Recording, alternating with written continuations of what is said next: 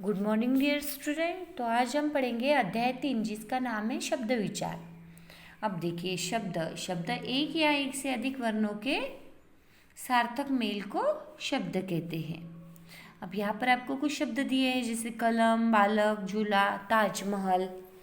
यह क्या है? कुछ शब्द है, यह वर्णों के मेल से बने हैं। जैसे कलम, कलम। और अब यहाँ पर इसको अगर हम उल्टा कर दे तो बनेगा मलक। अब इन दोनों शब्द में कलम और मलक, इन दोनों शब्द में आपको समझ में आएगा उपयुक्त उदाहरणों में कलम शब्द सार्थक है क्योंकि उसका एक अपना अर्थ है, सार्थक शब्द अर्थ के साथ। और मलक इसका कोई भी अर्थ नहीं है तो इसे निरर्थक शब्द कहा जाएगा। जिस शब्द का कोई अर्थ नहीं होता वो निरर्थक। अब जिनकी परिभाषा देखिए, सार्थक शब्द विभिन्न वर्णों के मेल से बने हुए ऐसे शब्द जिसका कोई ना कोई अर्थ होता है उन्हें सार्थक शब्द कहलाते हैं।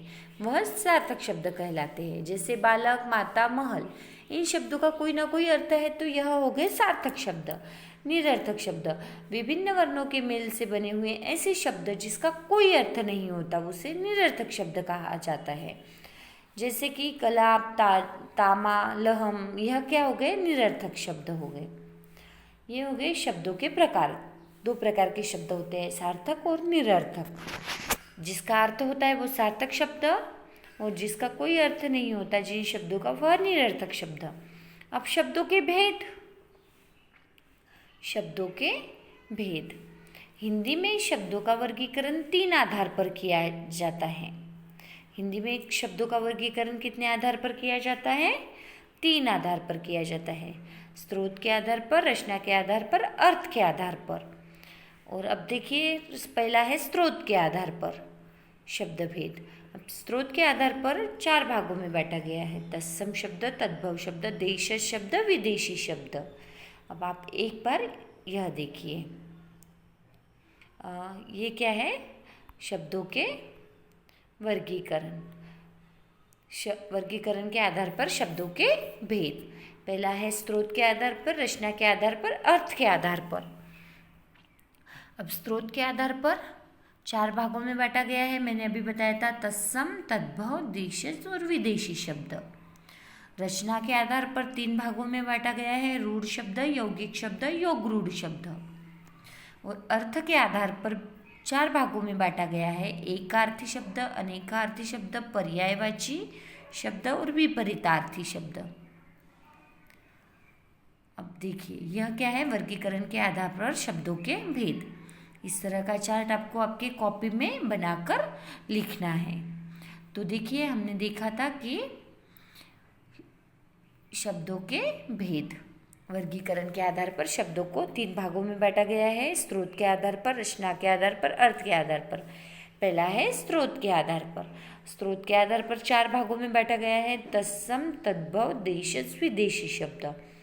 अब तत्सम शब्द, तत्सम का अर्थ है तत् अधिक सम, ऐसे इसको 2 भागों में बांटा गया है। तत्व यानी संस्कृत और सम यानी समान। तो अब इसकी परिभाषा क्या है? वे शब्द, हिंदी भाषा के वे शब्द जो संस्कृत भाषा के समान है तथा बिना किसी परिवर्तन के हिंदी में प्रयुक्त हो रहे हैं उन्हें तत्सम शब्द कहते हैं। जैसे अग्नि, सूर्य, नृत्य, तत्सम शब्द। इसे हम कह सकते हैं कि ऐसे शब्द जिसका उपयोग हिंदी में जैसे कि वैसे किया है, यानी कि बिना किसी परिवर्तन के हिंदी में उसे प्रयुक्त किया है, उसे तत्सम शब्द कहते हैं। हिंदी में बिना किसी परिवर्तन के उपयोग में लाया है वह तत्सम शब्द। दूसरा है तद्भव शब्द। हिंदी भाषा में कुछ ऐसे शब्द, संस्कृत के ऐसे शब्द जिन्हें परावर्तित करके हिंदी में जिनका उपयोग किया गया है वह तद्भव शब्द।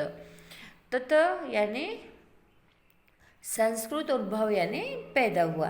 जो शब्द संस्कृत से पैदा हुआ है पर उसमें कुछ परिवर्तन कर हमने उसे हिंदी भाषा में अपनाया है, यह क्या हो गया? तद्भव शब्द। तद्भव शब्द की परिभाषा है वे शब्द जिनका उद्भव संस्कृत भाषा के शब्दों से हुआ है उन्हें तद्भव शब्द कहते हैं। जो शब्द संस्कृत से आए हैं जैसे कि वैसे हमने उसे हिंदी में अपनाया है वह है तद्भव शब्द। देशज शब्द, देशज का अर्थ है देश में उत्पन्न हुए।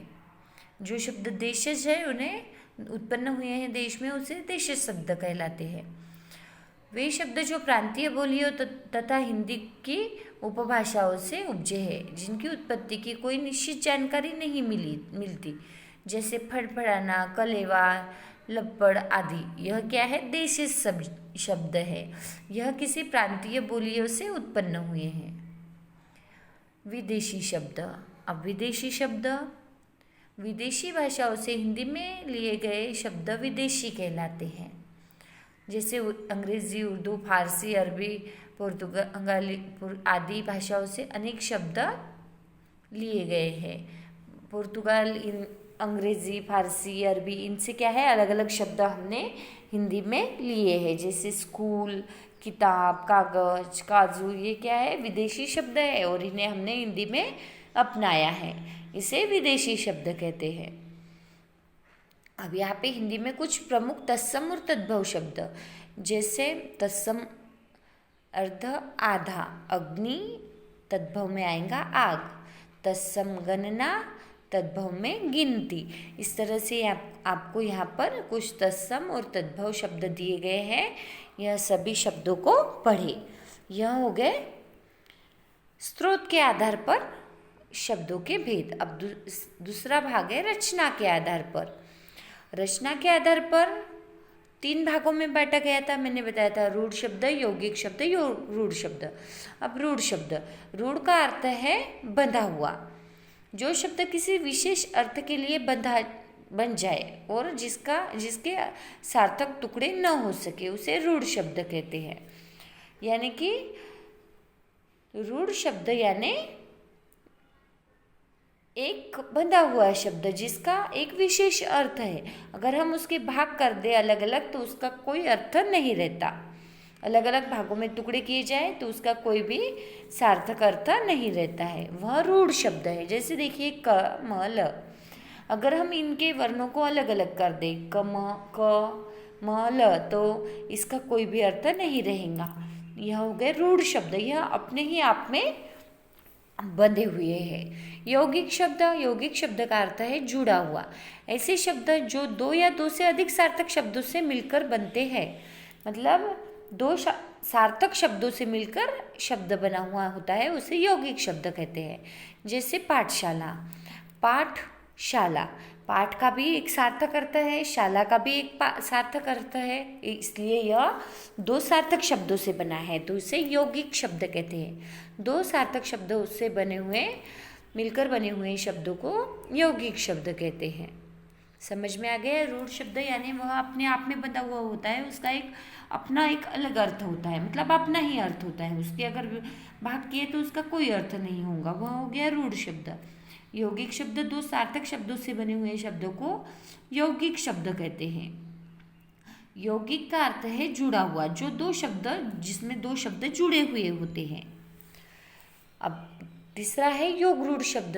ऐसे शब्द जो यौगिक होने के साथ ही किसी विशेष अर्थ में रूढ़ हो उसे योग रूढ़ शब्द कहलाते हैं। देखिए योग रूढ़ यौगिक तो है जो मिलकर तो बने ही है, पर उसका कोई विशेष अर्थ निकलता है, अपना एक अलग अर्थ निकलता है। जैसे कि उस नाम से अपना एक अलग अर्थ निकलता है, विशेष अर्थ में वह बंधे हुए हैं। जैसे पंकज, पंक यानी जन्म लेने वाला, यह कमल के लिए रूढ़ हो गया है। पंक में जन्म लेने वाला पंकज। नीलकंठ, नीला है कंठ जिसका, यह भगवान शिव के लिए रूढ़ हो गया है। नीलकंठ हम भगवान शिव को कहते हैं और इसका नीला है कंठ जिसका, नीलकंठ, योग रूढ़। दशानन, दस है आनंद जिसके, किसे कहते हैं? रावण को, यह रावण के लिए रूढ़ है। समझ गया? इसमें यह 2 शब्दों से बना तो है लेकिन किसी अलग अर्थ के लिए रूढ़ है, अपने ही अलग अर्थ के लिए रूढ़ है। जैसे दशानन, दशानन 10 आनंद, यह 2 शब्दों से सार्थक शब्द से बना है लेकिन इसका अपना एक अलग अर्थ है, जैसे कि रावण। यह हो गया योग रूढ़ शब्द। तीसरा है अर्थ के आधार पर शब्द के भेद। एकार्थी शब्द, अनेकार्थी शब्द, पर्यायवाची शब्द, विपरीतार्थी शब्द। एकार्थी वे शब्द जिनका सामान्यतः एक ही अर्थ हो, जैसे गंगा, घर। एकार्थी जिसका एक ही अर्थ हो। अनेकार्थी एक से अधिक अर्थ वाले शब्द, जैसे कनक। कनक शब्द का अर्थ सोना तथा धतूरा। कुछ अनेकार्थी शब्द यहाँ पर आपको दिए गए हैं, जैसे अंग, देह, उपाय, भाग, अवयव। यह क्या है? अनेकार्थी है। एक ही शब्द के अनेक अर्थ अलग अलग अर्थ हैं, जैसे गुण, चीर, ईश्वर। यह क्या है? यह शब्द है, इसका एक ही शब्द के अलग अलग अर्थ निकलते हैं। एक से अधिक अर्थ वाले शब्द अनेकार्थी शब्द कहलाते हैं। अनंत, अब अनंत का है आकाश, अविनाशी, अंतहीन, शेषनाग। यह क्या है? इसी शब्द के अलग अलग उदाहरण है। जैसे एक देखिए, उत्तर। उत्तर को हम जवाब भी कहते हैं, पीछे, पीछे, और उत्तर दिशा भी है। इस तरह से एक ही शब्द के अनेक अर्थ हो उसे अनेकार्थी शब्द कहते हैं। पर्यायवाची या समानार्थी शब्द, पर्यायवाची को ही समानार्थी शब्द कहा जाता है। यह अनेकार्थी शब्द से उल्टा है, जिसका अनेकार्थी में एक शब्द में अनेक शब्द होते हैं, एक ही शब्द में अनेक शब्द होते हैं, वैसे ही पर्यायवाची में एक ही अर्थ को बताने वाले अनेक शब्द होते हैं। जैसे चांद। अब चांद के अनेकार्थी में चांद के ही अलग अलग अर्थ निकलेंगे। जैसे मैंने उत्तर का बताया था, जवाब और उत्तर दिशा, यह क्या है? अनेकार्थी है। और पर्यायवाची समानार्थी में जैसे चांद, चांद को ही शीश कहते हैं, मयंक कहते हैं, राकेश कहते हैं, सुधाकर कहते हैं। इस तरह से यह हो गए समानार्थी। पानी, पानी को जल, नील, तोय, वारी। यह क्या है? समानार्थी शब्द है। विपरीतार्थी, विलोम शब्द। विपरीतार्थी का अर्थ है उल्टा अर्थ देने वाले शब्द, जैसे दिन का रात, सच्चा झूठा, सुबह शाम। यह हो गए विपरीतार्थी शब्द। तो इस तरह से हमने वर्गीकरण के आधार पर शब्दों के भेद देखे हैं। तो 3 भागों में बांटा गया था, स्रोत के आधार पर, रचना के आधार पर, अर्थ के आधार पर। तो स्रोत के आधार पर 4 भागों में तत्सम, तद्भव, देशज, विदेशी। रचना के आधार पर 3 भागों में रूढ़, यौगिक, योग रूढ़। और अर्थ के आधार पर 4 भागों में एकार्थी, अनेकार्थी, पर्यायवाची, विपरीतार्थी। तो यहाँ पर हमारा पाठ पूरा हुआ, जिसका नाम है शब्द विचार। तो अब हम इस पाठ का अभ्यास देखेंगे। प्रश्न 1, निम्नलिखित तत्सम शब्दों को तद्भव शब्दों में बदलकर लिखें। यहाँ पर आपको तत्सम शब्द दिए हैं, तो उसका तद्भव रूप आपको लिखना है। प्रश्न 2, निम्नलिखित शब्दों के पर्यायवाची शब्द लिखें। पर्यायवाची, पर्यायवाची शब्द आपको यहाँ पर लिखना है। पानी का, जल, नील, नीर, तोय, बादल, घन, मेघ, जलद। इस तरह से आपको पर्यायवाची शब्द लिखना है। निम्नलिखित प्रश्न 3 है, निम्नलिखित शब्दों के विलोम शब्द लिखिए। आपको विलोम शब्द लिखना है, जैसे मित्र, शत्रु, कायर, वीर। प्रश्न 4 है, निम्नलिखित के 5 उदाहरण दे। यहाँ पर आपको तद्भव, तत्सम, देशज और विदेशी के 5 उदाहरण लिखने हैं। यहाँ आप आपके मन से यहाँ पर कोई भी उदाहरण आप लिख सकते हो। प्रश्न 5 है, दिए गए वाक्यों में रंगीन शब्दों के उपयुक्त विलोम शब्द लिखे। विपरीतार्थी शब्द लिखना है, विलोम शब्द लिखना है। वाक्य को पढ़े और उसका विलोम शब्द लिखे। प्रश्न 6, निम्नलिखित शब्दों में तत्सम और तद्भव शब्दों को अलग अलग लिखे। यहाँ पर शब्द पढ़ना है और तत्सम और तद्भव शब्द अलग कर लिखना है। और प्रश्न 7 है, निम्नलिखित शब्दों में से देशज और विदेशी शब्दों को अलग कर लिखना है। पहले शब्दों को अच्छे से पढ़े और फिर देशज शब्द देशज शब्द में लिखे और विदेशी शब्द विदेशज शब्द में लिखे। प्रश्न 8 है, बहुवैकल्पिक प्रश्नों के सही उत्तर पर सही का निशान लगाएं। यह आपको पढ़ना है और सही पर सही का निशान लगाना है।